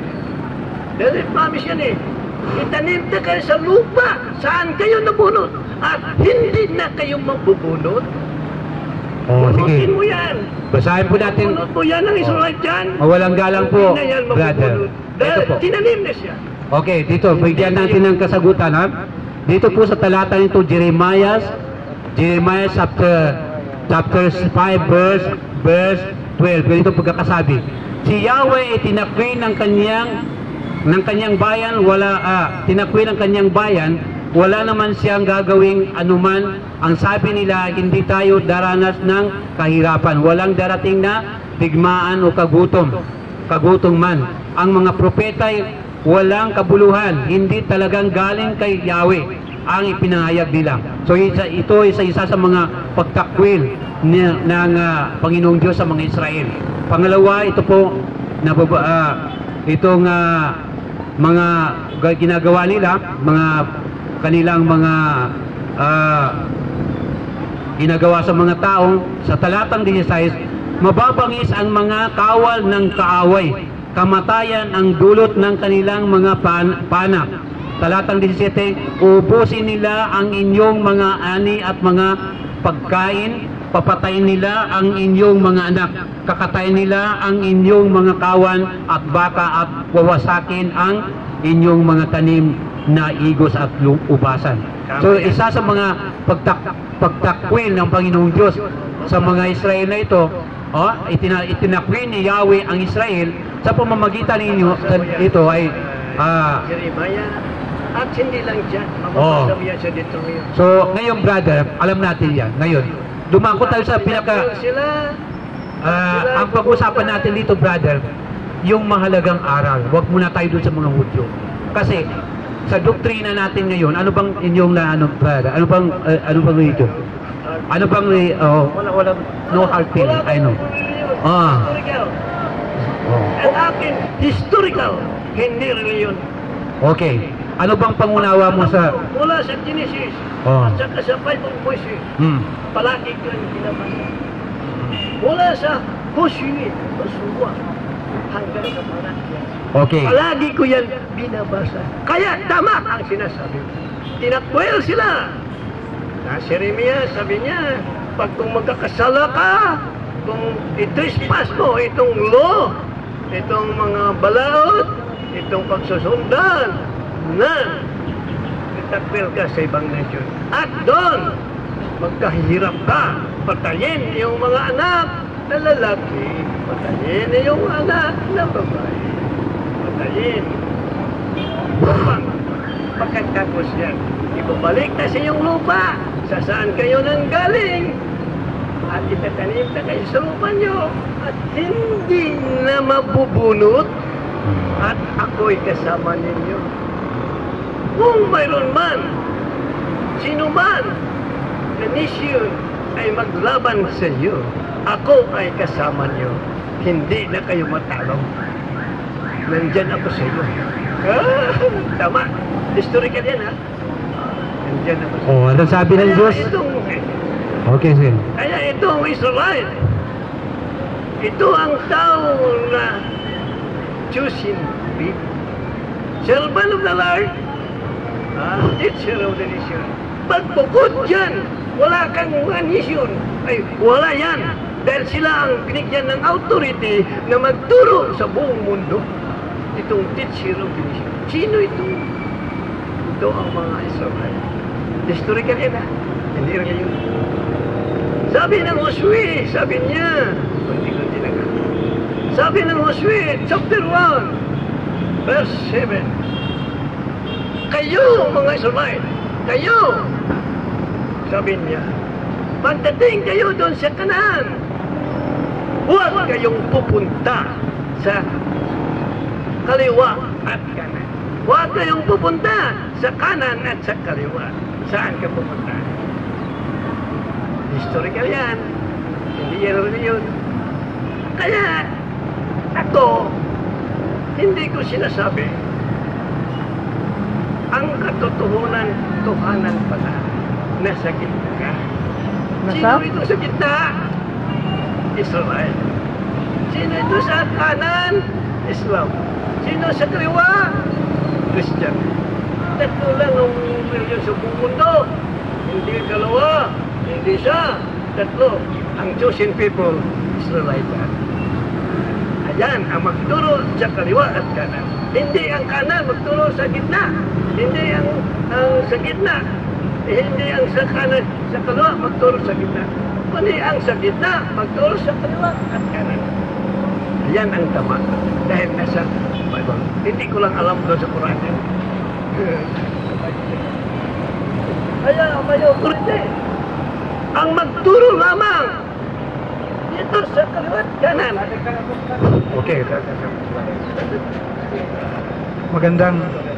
Magandang topic. Dadagdag ako, ha. Maganda at naging mainit ang talakayan ni Ustads at ng ating kabayang Saksi ng Jehovah? Hindi ako saksi ng Jehovah. Okay. Walang reliyon. Okay. Sabi mo kanina kasi saksi ni Jehovah. History ito hindi ito reliyon. May konting clarification lang ako, sir. Talaga sabihin mo talaga kasi paano tayo magkakaintin sabi lang kayo dapat ang totohanan dyan, ako nag-aside. Mag-side ako sa gitna. Hindi ko nag-aside sa kaliwa at kanan. Sa gitna ang sinaside ko. Okay. Wala akong panigan. Panigan tayo lahat. Sabi mo kanina na ang kaligtasan ba yun o kaharian ng Diyos nasa Israelita? Tama? Sabi mo yung sa gitna, Israel, sa kanan, Josue 1, chapter 7, chapter 1, verse 7, chapter 1, verse 7, nagsabi doon, pag magdating ka doon sa kaliwa. Hindi, yung kanina, sabi doon, sabi mo, na ang Israelita ang nasa tunay na reliyon, nabanggit mo kanina eh. Yung nasa tunay na reliyon, tunay na nasa kaligtasan, yung Israelita, di ba? Sabi mo kanina? Sige. Mababasa natin sa Josue, chapter 1, verse 7. ang sabi doon, kung magdating kayo doon sa kanan, huwag kayong pupunta sa kaliwa at kanan. Saan ka pupunta? Ay, hindi ka mapunta sa kaliwa, hindi ka pupunta sa kanan. Oo, sumisipin. Magpakalakas ka lamang at magpakatapang na mabuti na isagawa mo ang iyong buong kautusan na iniutos sa iyo ni Moises na aking lingkod. Iniutos sa iyo ni Moises na aking lingkod. Sino itong iyo na yun? Sino itong iyo na? Ito ba yung buong Israel? Teka lang. Yung iyo ba, isa lang yan o marami? Mapalis to one lang yan dahil mission commission. Dahil left and right. Ay, sino pala sumulat ng Josue? Di ba si Josue? Iwan lang yan kahit milyon sila. Oh. Ay, dapat inyo. Itong left. Dapat inyo. Iniutos sa inyo. Oh. Ito pala. Dahil iyo ang ginamit sa mga tuwid, isang tao lang, si Josue lang. So, tingnan. Ang aklat ni Josue. Ang kausap ng Diyos, Josue. Sabi dito, iniutos sa iyo. Kay Josue iniutos. Sa inyo.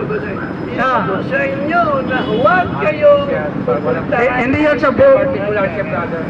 sa buong nation ng Israel. Kay Josue lang. Tama? Kasi iyo man, hindi inyo ang ginamit eh. Okay lang yan. Another, ito. Sabi kanina, ay, ang mga Israelita, kinuha sa Israel, dinala sa Babylon, tapos ibabalik muli. Ito tanong. Ang tanong ko is, ito bang mga Israelita ay mananatili sa kanila ang kaharian ng Diyos? Magpakailanman? Yung mga Israel, sila may promise. Hindi ba tatanggalin sa kanila ang kaharian ng Diyos? Ito ang Israel, sila ang may-aral ng kingdom of God.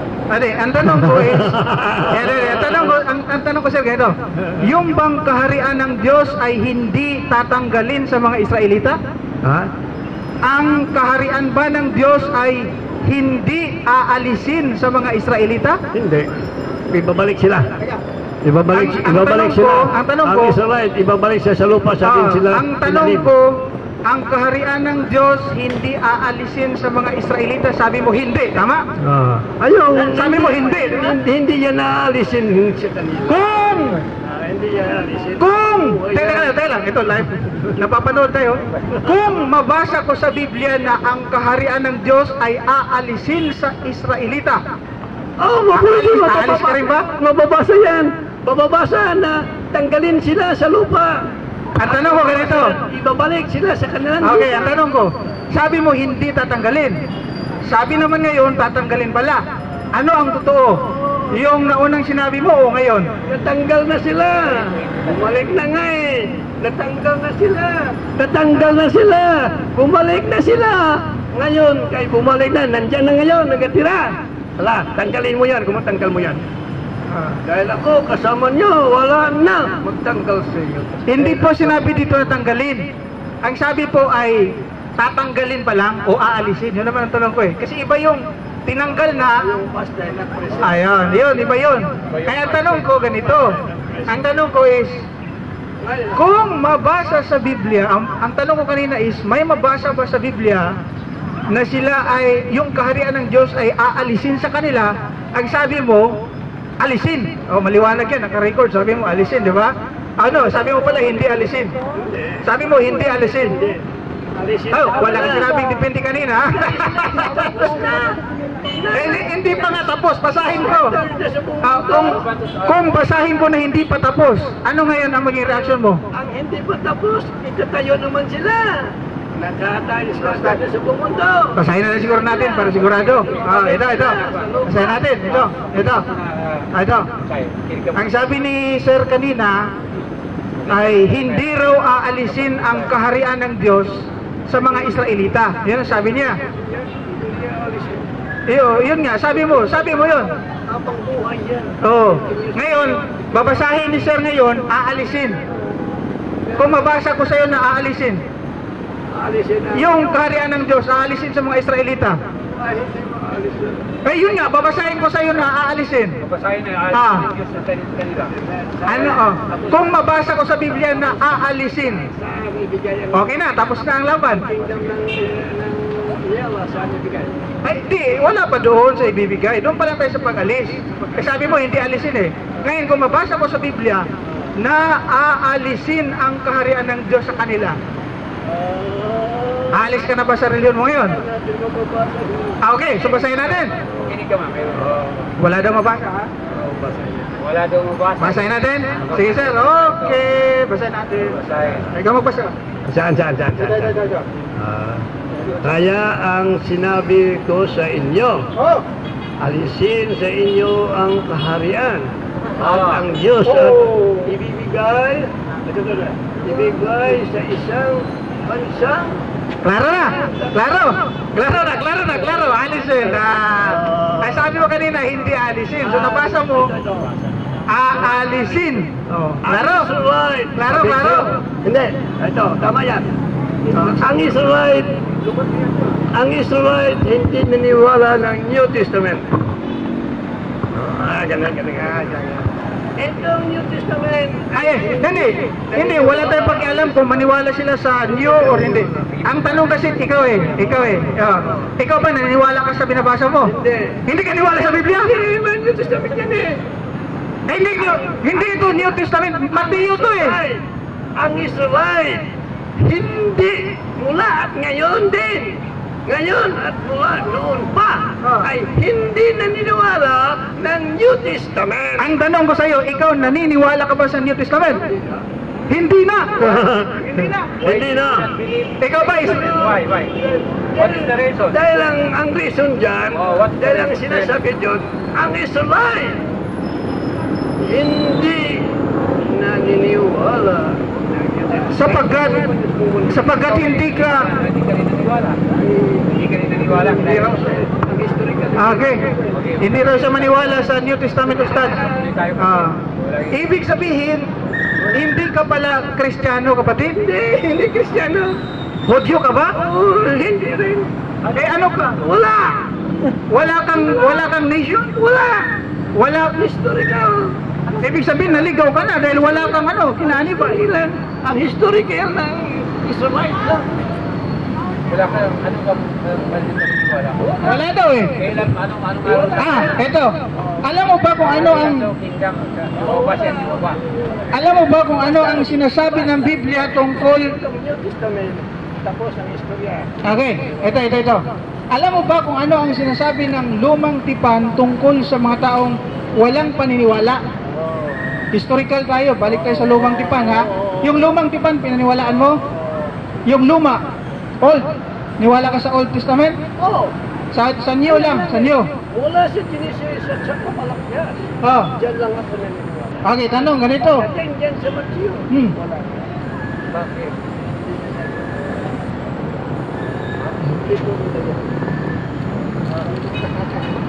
Mayroon itong relihiyon, hindi lang sinasabi sa atin ng Ustad. Mayroon itong relihiyon. At itong New Testament hindi ganda. Lalagyan ko lang ito eh. Wala tayong Quran. New Testament. Okay. So, ang tanong ko naman sa sir, ganito. Naniniwala ka ba sa Quran? Ay, niwala man din siguro, pero hindi wala man ako Quran. Pero, Tatlo lang ang libro ng religious. New Testament, Quran, at saka Old Testament. sa tatlong yan, alin ang pinaniwalaan mo? Old Testament. Ang Quran? Hindi. Ay, wala ko, hindi ko alam yan. Okay. Ngayon, sabi ko sa'yo, sabi mo kanina, wala kang pinaniwalaan. Pero ngayon, sinasabi mo, meron pala. Alin bang totoo doon? Hindi ganon, hindi ganyan pagkasabi. Sabi mo kanina, wala. Tinatanong kita kung Hudyo ka, sabi hindi. Kristiyano, hindi rin. Historical. mapunta sa historical. Okay, eto. Correct. Ano man ang nasabi sa Old Testament, historical. Historical lang ba ang paniwalaan mo? Hindi kasama yung hindi historical? Maniwala ka ba na sabihin ko sa iyo na hindi lahat na nakasulat sa Old Testament ay historical lahat yun? Eh, tama yan. Mayroon sinusulat dyan. Hindi historical, pero historical. Anong salita dyan na hindi historical? Merong salita dito na hindi historical. Kung mabasa ko sa iyo, ano ang masabi mo? Ay, mas mabuti. Malaman ko na mayroon. Alis ka na sa relo mo. Ay, hindi. Dapat mayroong Ustad, may guarantee. Kapag ka may mabasa, dapat aalis, ganun. Ito ang akin. Historical. Sige. Hindi ito. Religion. Ngunit itong Old Testament ay meron.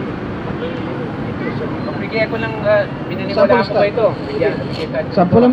Sample. Bigyan tayo ng sample na pinaniwalaan ba niyo ito?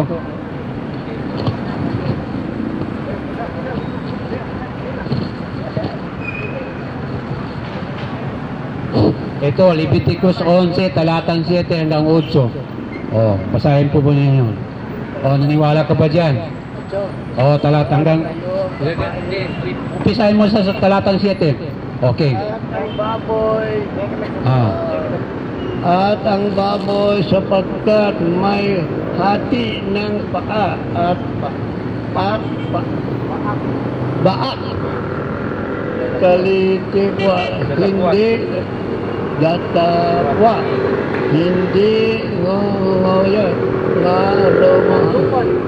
yung mata kong depresito, dumal na sa inyo. Huwag kayong kakain ng naman ang baboy. Alam niyo nang si Isaias yan? At ang bangkay ng mga yaon ay huwag ninyong hihipuin ng dahil dumal na sa inyo. Okay. Tama yan. Wala ako nasilang sa mundo. Hindi pa patay. Dahil ang tatay ko ay 70 years. Kaya ang tatay ko, hindi ko makain yan. Kaya ako hanggang ngayon. Hindi ka rin kumakain. Ng edad ko, hindi pa ko nakakit yan. Ngayon, meron pa tayo dyan ipakita. Right yan eh. Sa kanya yan. Ako naman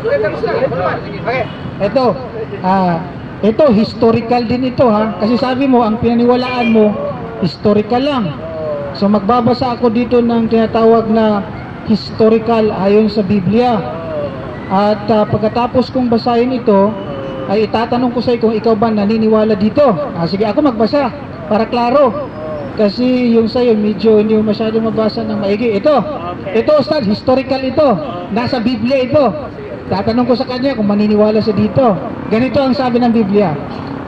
Genesis 19 at ang bersikulo ay 31 hanggang 35. Ganito ang pagkasabi ha.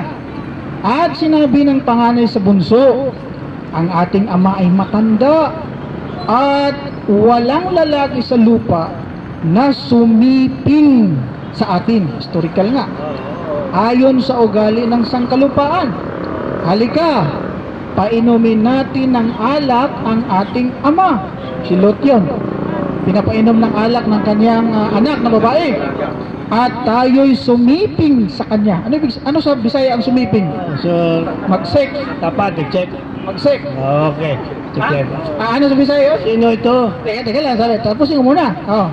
Yung anak, nakipag-sex sa ama. Historical yun eh. Kasi, historical. May pagka, hindi lang historical ito, Stats. May pagka-romantiko pa. Ito, dagdag natin. Upang mapalagi natin ang binhi ng ating ama.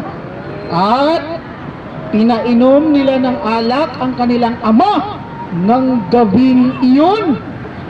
At pumasok ang panganay at sumiping, historical nga, sa kaniyang ama.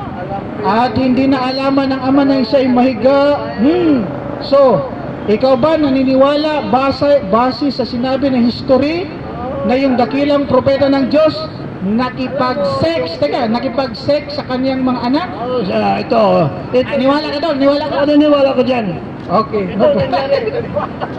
Bakit nangyari man yan? Na mag-shake siya sa kanyang anak? Dahil wala na silang lahi. Nasunog na sa Sodom Gomora. Si Lot yan. Ngayon, sabi ng Ano mo, ginagawa mo ba to? na anak ng babae, ako'y sisiping. Sama, upang. Okay, naniwala ka doon, ha? Eto, next question tayo dahil naniwala ka doon. Eto, kasi sabi ng Biblia yon. Tama pala, ha? Ito. Ito ang sabi ng Biblia. Deuteronomio 12:32. Kung anong bagay ang iniutos ko sa iyo, ay siya mong isasagawa. Huwag mong dadagdagan ni babawasan. Ibig sabihin, magipag-sex ka rin sa anak mo? Ay, hindi pwede yan. Iba yun. Eh, sabi mo, tama yung sinabi na, yung binasa kanina. Ay, iba yan. Ay, huwag mong dagdagan. Huwag mong bawasan. Ano yan? Sex ba yan? Utos yan? Utos to. Utos ng Panginoon. Huwag mong dagdagan. Kasi Huwag mong nagsabi ka na, bawasan. wala nang Ano ang tao. dinagdag? Ito, tama. Ito na lang. Tanong ko sa iyo. Tanggap mo ba na ang tatay makipag-sex sa anak? Ay, sa kanila yan pwede. Sa Biblia, mabasa eh. Ay, Sabi mo, naniwala ka sa Biblia. sa Bible, nasabi, huwag kayo mag-check sa ibang babae. Okay. Ikaw ba naniniwala doon sa sinabi ng Biblia? Itong sinabi sa kay Lot, si Lot yan eh. Naniwala ka doon? Oo, naniwala ginawa niya. Susundin mo ba yun? Ay, hindi, ikaw na masunod yan. Nasa Biblia mo yun eh. Teka lang eh, bakit hindi mo susundin? Nasa Biblia yun. Zero. Sa kay Lot yan. Ang ginagawa ni Lot yan. Dahil wala nang babae. Balik ka na siya. Wala nang kayong lahi. Okay. Ito pong talakayan namin eh, okay. So, ngayon brother, no? Sa ating pamamayag ng salita ng Diyos, pagpalain ka ng Allah para makita mo yung katotohanan. No? Ngayon, sa pananampalataya Islam, mga kapatid, mga kaibigan, sa ating papapaliwanag patungkol sa mga bagay nito, doon sa mga katanungan ni brother, no? Itong hindi natin alam kung ano yung pangalan. Kung ano yung pangalan, no? So, yung mga katanungan niya, nasagot po natin yun. Doon sa mga pinagsasabi niya, no? Ngayon, ang patungkol doon sa mga Israelita, sa mga Israel, na binanggit sa banal na Quran, na talagang sila po yung mga masuway sa Diyos. Sila po yung tinatawag na sila yung mga tao na matitigas sa mga ulo. Dahil sa pagdating sa mga kautusan ng Diyos, sila ay nilalabag nila ang kautusan ng Diyos. Kaya sinabi din ng Allah subhanahu wa ta'ala sa banal na Quran na ang mga Israel ay sila din nung kapanahunan nila ay sila yung chosen people. Ang ikhtarakumullah, tinatawag na chosen people.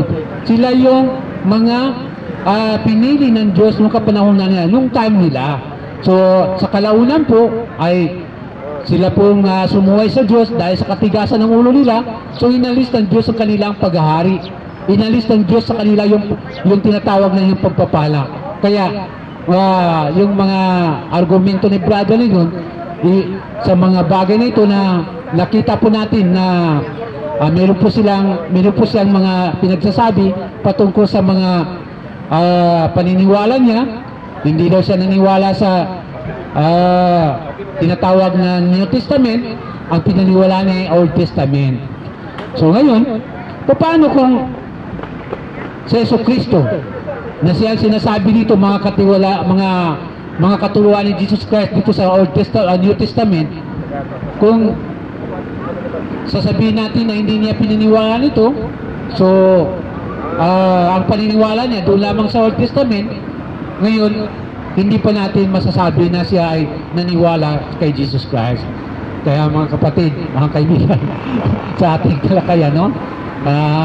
Medyo napahaba tayo doon sa mga katanungan, no? So ipagpatuloy po natin.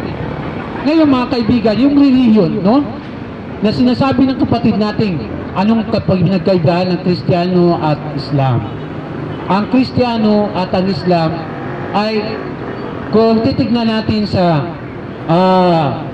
historical at sa biblical and Quran, meron tayong makikita dito. Yung tinatawag na followers of Christ, no? So binabanggit sa banal na Quran. Basahin po natin dito sa banal na Quran.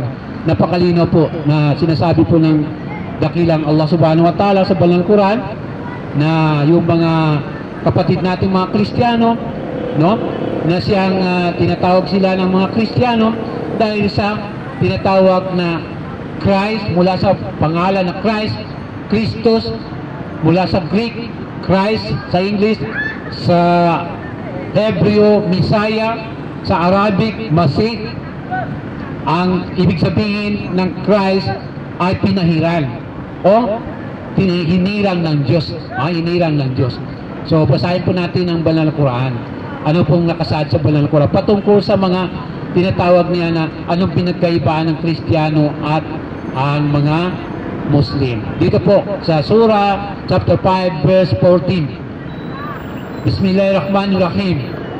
Wa minal ladzina qalu innan nasara akhadna mitsaqahum fanasu hazzan mimma jukiru bi fa'agrayna bainahumul adawata wal baghdha ila yawmil qiyamati wa sawfa yunabbi'uhumullahu bima kanu yasna'un. Chapter 5 verse 14.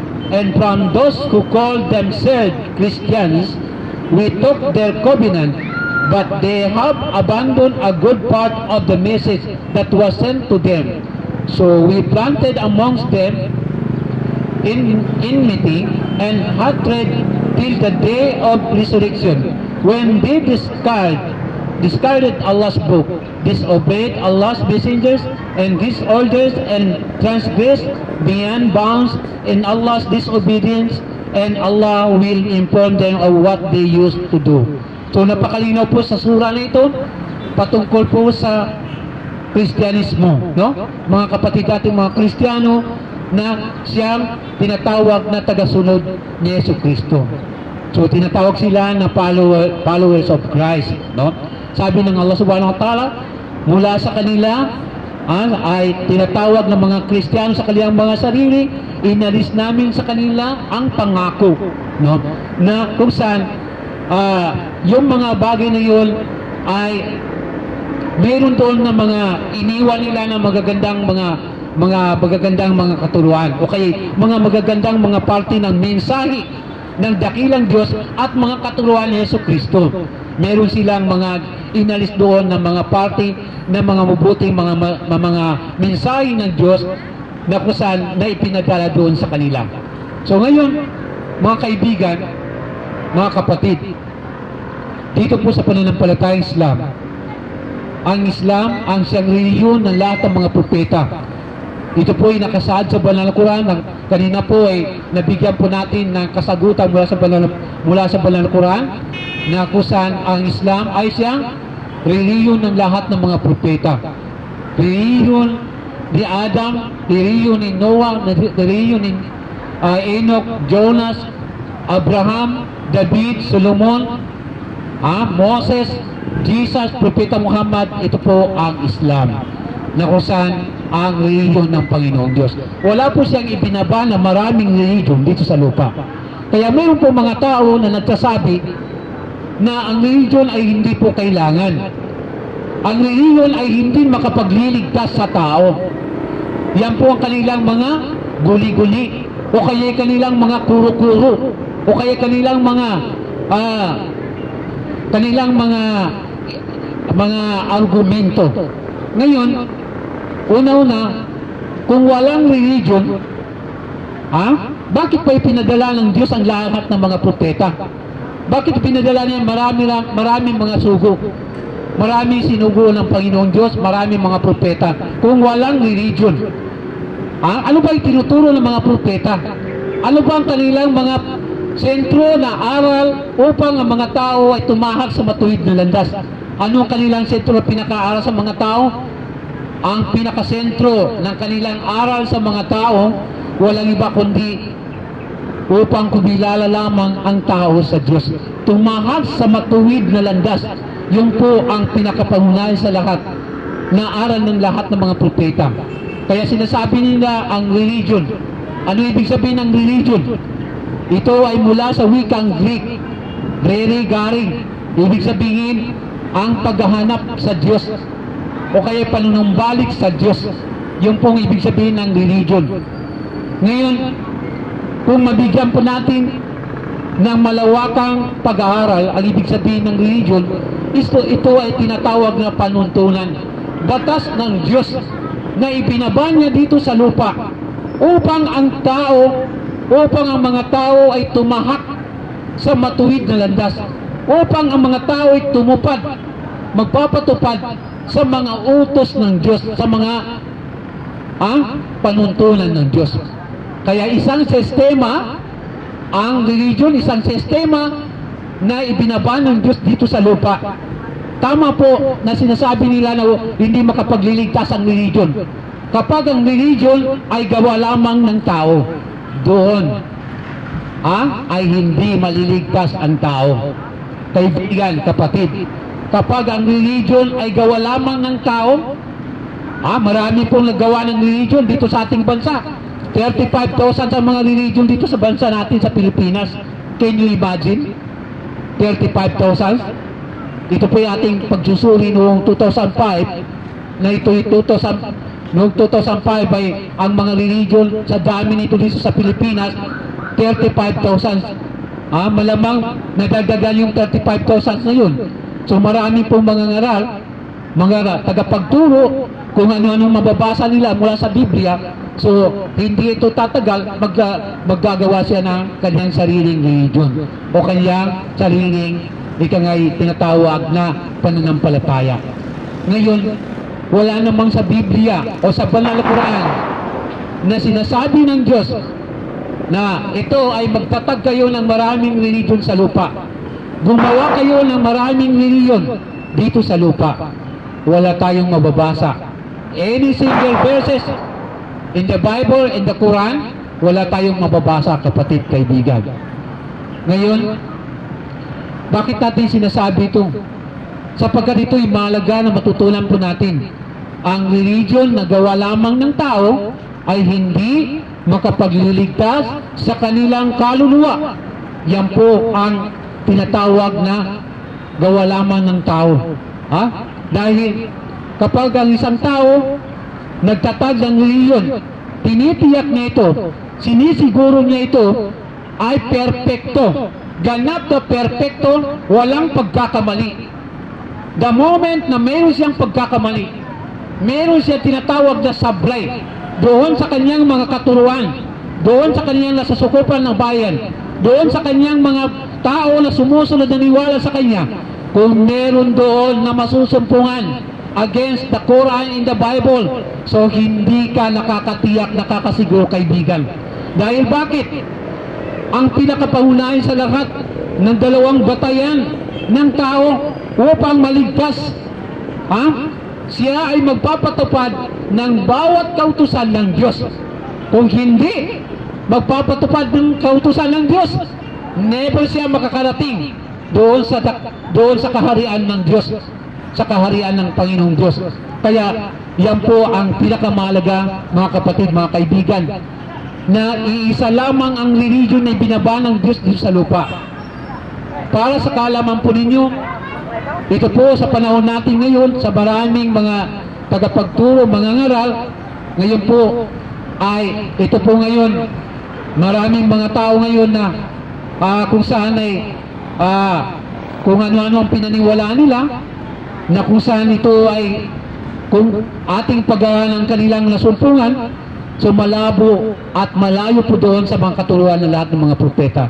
Ngayon, mga kaibigan, mga kapatid, sabi ni Yesu Cristo sa Makalang Kapayapaan, sabi niya, wala daw siyang binago ng mga o kaya mga aral o mga katuruan. Wala siyang mga iniba ng mga katuruan na mga nauna pang mga propeta sa kanya. Kaya ito po ang kanyang sinabi dito sa aklat na Biblia, dito po sa Bagong Tipan o tinatawag na New Testament. Basahin po natin para makapaglingkod tayo sa ating mga kababayan na upang masumpungan nila ang tunay na aral ni Yesu Cristo na hindi pa tinuturo ng mga pastor, mga pari, mga ministro. Kinakailangan suriin po natin ito, mga kaibigan. Nagbigay si Yesu Cristo ng kanyang mismong kapaliwanagan patungkol sa mga bagay na yun. Matthew chapter 5 verse 17 and 18. Ganito mo ang pagkakasabi sa aklat